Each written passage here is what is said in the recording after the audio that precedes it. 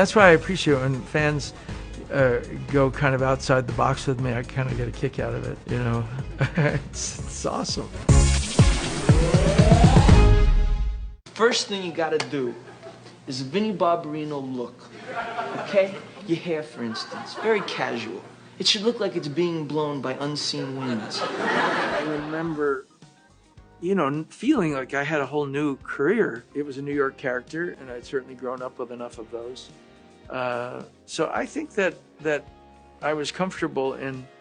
My mother was less comfortable with it because she was an acting teacher, and she didn't want people to think I had a New York accent or that I behaved in that less than ideal IQ way. She was saving my reputation because she didn't think I would ever become famous on a New York accent playing a dumb New York character. But it made me quite a big sensation in that world. And I loved my time on Cotter. It was a blast. I remember that I left on a gradient the last year, but in the day, what really happened was Farrah Fawcett was on Charlie's Angels, and she left after 1 year of superstardom, and she got in trouble for it. And so I got the memo pretty quickly that if you become a big from this TV series, don't leave it, because your movie career might get hurt. So I stayed 2 years longer than was kind of scheduled.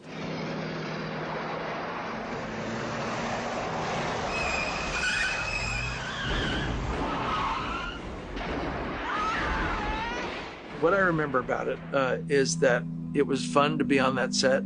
I didn't realize how significant that movie was going to be, because it not only got 2 Oscar nominations and became a contender in history for maybe one of the better horror pictures ever made. It launched me, but it satisfied a lot of film history.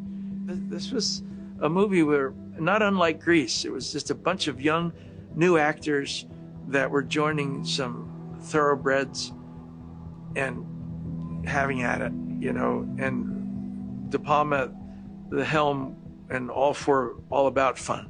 So I think Carrie was an important movie on many levels, for sure. And the movie was a far more well-made movie than I had anticipated it would be. You know, it became an instant classic.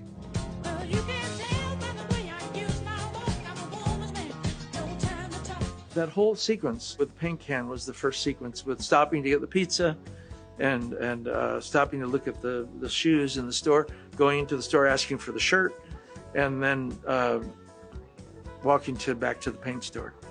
The truth was, Robert Stigwood wanted me to dance my big solo dance to Staying Alive. And I said, Robert, it doesn't have a fast enough rhythm.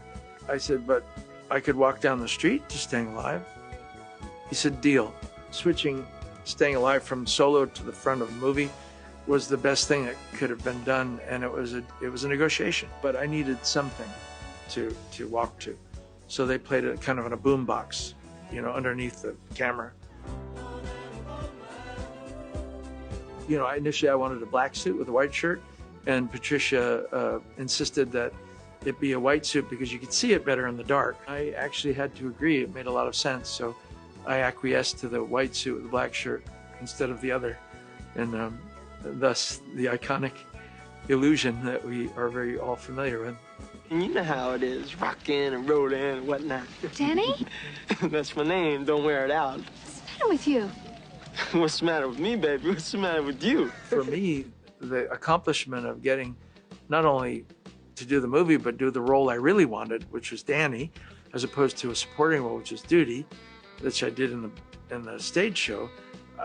It was a dream come true for postulates, you know, because I really had thought one day when they do the movie, maybe I'll get to play Danny. I knew that character like the back of my hand. I knew what worked. I knew what didn't work. I knew what was funny. I knew what wasn't funny. I knew what was cool looking in moves.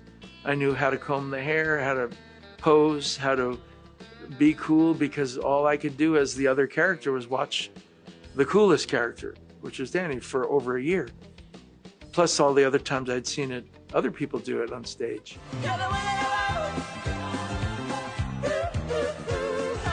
You're the One That I Want, I still believe is the most successful duet in music history. And unfortunately, nothing will ever beat it because record sales aren't the same as they used to be years ago, so nothing can beat it. So I think I have the permanent record of that being the ultimate duet. Coffee regular. Love it. You know, that's breast milk. Why didn't you tell me? Hey, man, you're on your own. Does anyone ever talk about Bruce was the voice and Look Who's Talking and you were in Pulp Fiction with him? I mean, that's a real interesting correlation that no one really talks about. That baby grew up and killed me. We became friends after Look Who's Talking, and we went on a couple of vacations together, Bruce and Demi and Kelly and I, at his house in Idaho and then in the Caribbean on a boat. So we had been there, done that, already friends. Now we're getting to do another movie, but we're getting to be in person with each other on screen.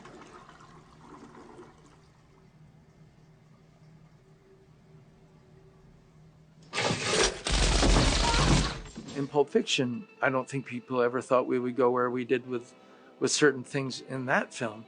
So sometimes shock value in a movie is viable if it tells the story well.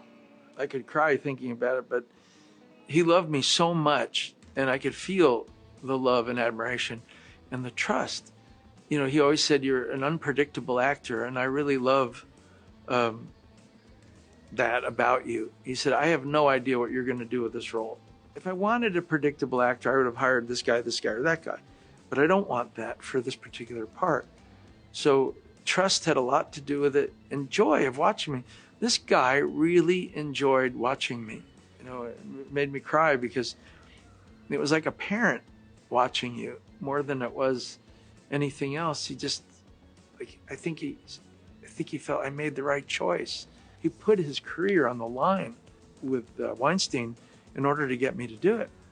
And I couldn't believe anybody was doing that for anybody in show business, really.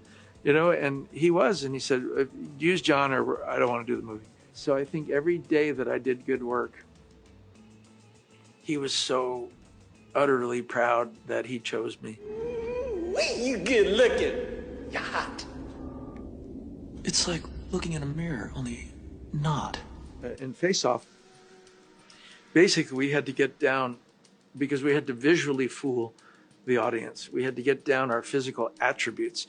So that was a mix of deciding how we were going to behave together and watching each other's daily performance on film and drilling that.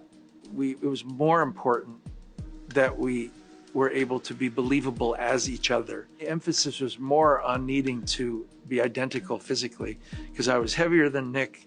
I don't look like Nick. I don't behave like Nick, but you know, he's so specific. You know, he talks like this, and he walks like, you know, and he was very easy for me to grasp. It was much harder for Nick to find me. He said, who are you? You know, I've been looking at all your movies, but you're always a different character. I don't know who you are. Mostly, Nick, I play characters. I'm not very busy being myself on screen, nor do I really want to be. It's not that I don't find myself interesting. I don't have a valence of behavior that is has hooks to it. I'm gonna do something really outrageous. I'm gonna tell the truth. The truth was, it was always Bill coming to me. I never pretended. I was doing Bill, you know, and I was being his voice. I was being his cadence, his look, his everything. Really? You're going to say you're not? I never lied about that. So I think once I understood that I could improvise in character, then I felt like I had arrived at Bill Clinton. My favorite thing about Mike Nichols was that if you joined his club, if he hired you, you were Hollywood royalty immediately. You'd walk on the set and he'd say, there's never been a better actor. There never will be a better actor. You are the best that ever. And of course, even if he's kidding, you're injected with this confidence that he loves you so much, you're going to give your best work. It's a pleasure to meet you, Mr. Dunbar. Is Hunter Dunbar here tonight? Get an autograph. Don't let him do this to me. I'm a fan. I'm a #1 fan. You know, once in a while, you just fall in love with a character.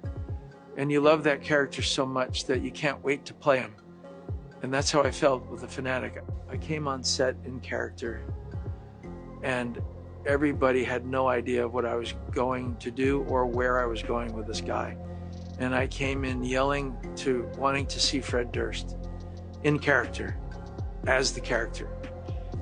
But I loved the collaborative effort with Fred. He was amazing. He allowed me to create a character that was full-bodied. I knew that I had captivated them with this character. I knew that he had arrived and I had arrived in it. It was pretty good.